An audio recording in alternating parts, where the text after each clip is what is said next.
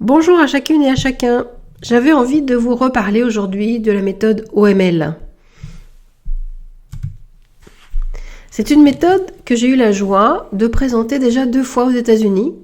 Donc une fois avec Caroline et Damien, et puis dernièrement avec Damien de nouveau. Donc c'était à Washington.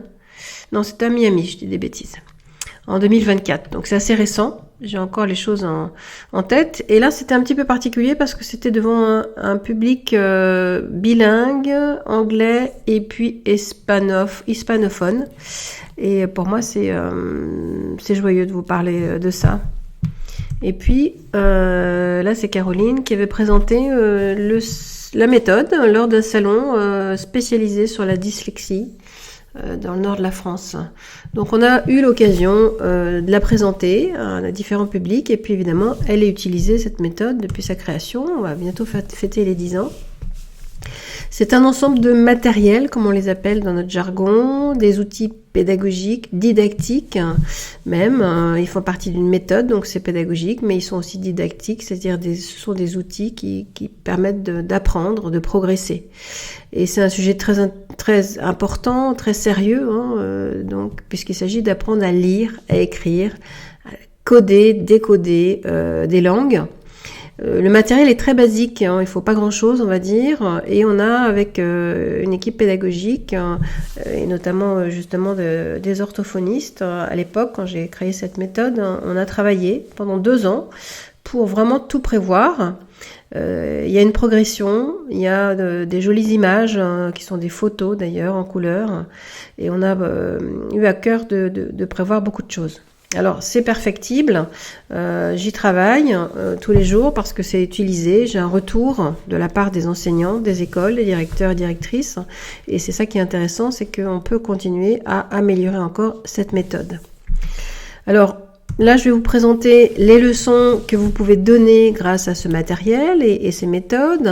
Alors, c'est chouette parce qu'on a 2 types de leçons, soit individuelles, soit en petits groupes.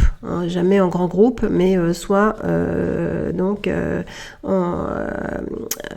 enseignant avec un enfant ou soit un enseignant avec un petit groupe d'enfants. Alors, il faut du matériel spécifique. Je l'avais réuni dans cette mallette, si je puis dire, parce que ça tient dans une petite valise.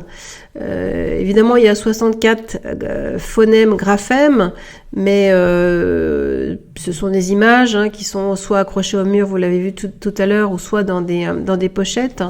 Et ensuite, il faut pas grand-chose pour mettre en place cette méthode.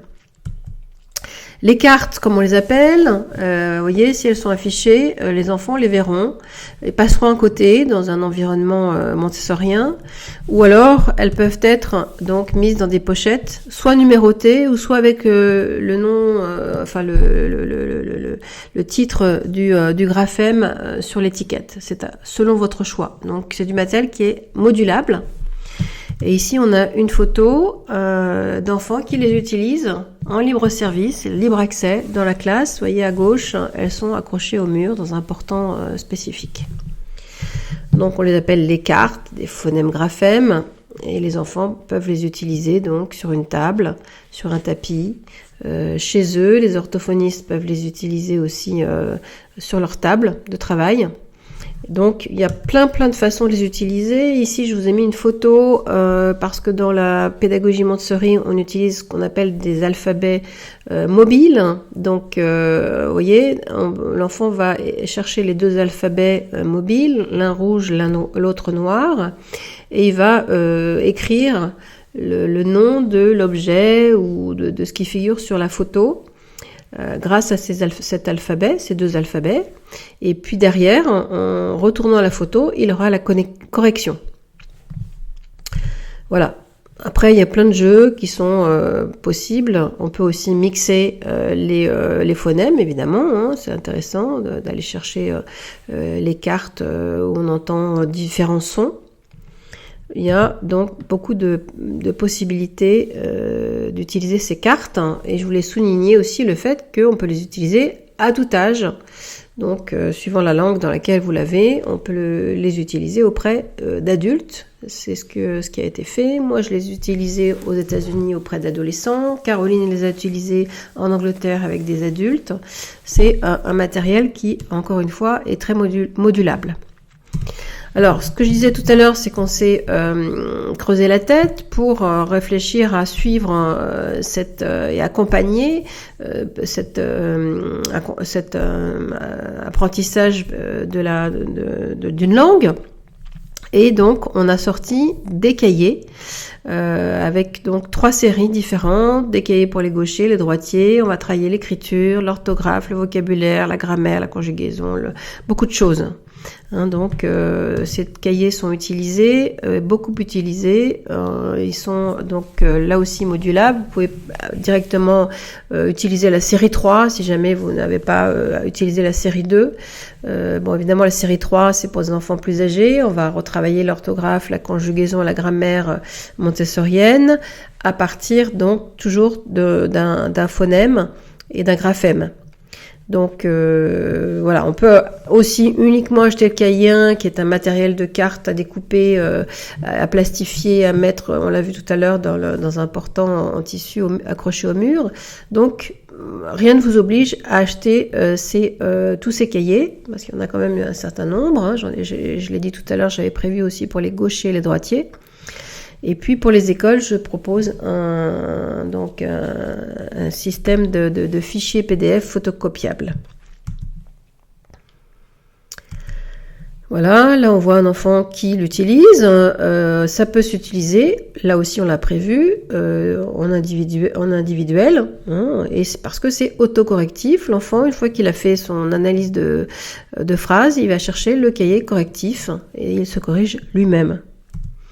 Donc, vous voyez, il y a les couleurs, il y a les symboles, et c'est dans la joie qu'on peut progresser dans une langue.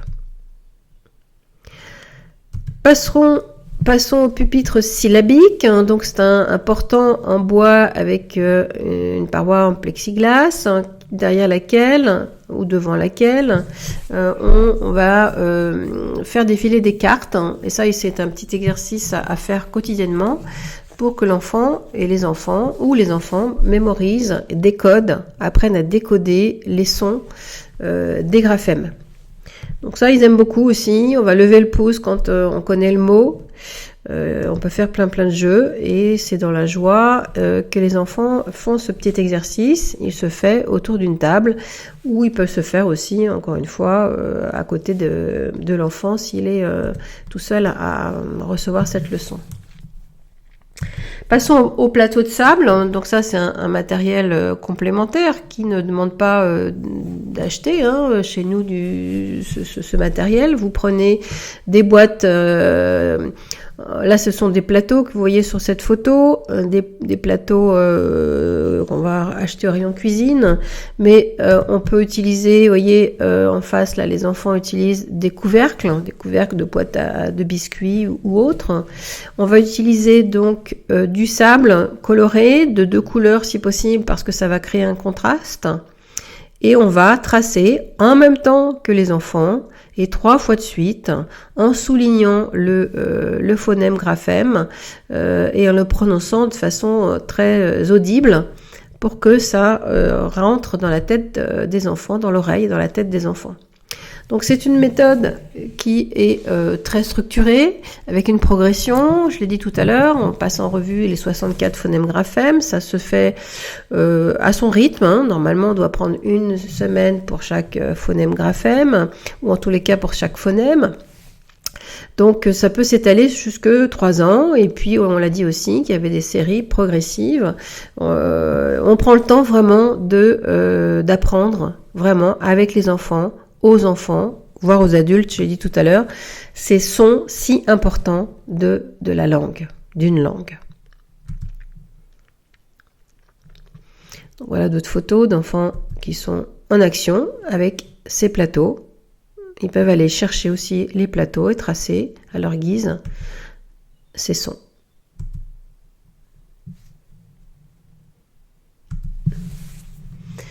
Passons maintenant Aux mots rouges, alors là les mots rouges c'est pareil, c'est un autre type d'exercice qui concerne les mots qui sortent des règles habituelles d'orthographe et pour lesquels on n'a pas d'autre solution que de les apprendre, les travailler, les retenir. Donc on peut les appeler rouges, mais on peut donner un autre titre à ces mots. Donc là, dans l'exemple, j'ai marqué toujours. Le principe, c'est que on va leur faire aussi écrire, on va leur faire dire et ils vont entendre ce mot 3 fois de suite. Donc on propose d'utiliser un matériel qui permet donc toujours pareil dans l'objectif d'être multisensoriel, de faire travailler plusieurs sens. Donc si possible un matériel qui permettra de mettre en relief, si vous voulez, ce mot rouge, de l'écrire en relief pour pouvoir après passer ses doigts dessus et les sentir. Donc ici, la photo nous montre le mot dans, D-A-N-S. Donc on va effectivement l'écrire en relief, ensuite on va le répéter en passant ses doigts dessus, ensuite on va aussi écrire une petite phrase dans laquelle justement il y aura le mot dans, et donc on va enrichir petit à petit le vocabulaire, les mots que les enfants vont avoir en stock, si je puis dire, tous ces mots rouges qui sont des mots un petit peu compliqués et qui sortent encore une fois des règles de grammaire et d'orthographe. Là, on voit en passant qu'on peut aussi les épeler en tapant pour chaque lettre de sa main gauche ou droite, si on est gaucher ou droitier, on donne un coup sur son bras pour chaque lettre. Et on va donc taper D, A, N, S, dans, et là on remonte tout immédiatement pour que l'enfant, quand on dit dans. Voilà, ce sont des exercices qui sont faits quasiment tous les jours. Voilà, là sur la photo, on voit comme cet enfant est gaucher, il fait semblant d'écrire avec sa main gauche, et donc il remonte dans le sens de la main vers son épaule pour en même temps épeler l'orthographe du mot rouge. J'avais donc eu l'idée de sortir un livret pour expliquer la méthode. C'est un livret très en couleur, très simple, qui récapitule tous ces basiques. Donc si vous voulez le commander sur Amazon, c'est possible. Donc voilà, j'en ai terminé avec ce résumé en photo et en action, si je peux dire, surtout d'enfants et de groupes d'enfants. J'en ai terminé sur un résumé de cette méthode. Et puis n'hésitez pas à me contacter si vous avez des questions. Je serai très heureuse d'y répondre. Je vous dis à bientôt pour une autre présentation.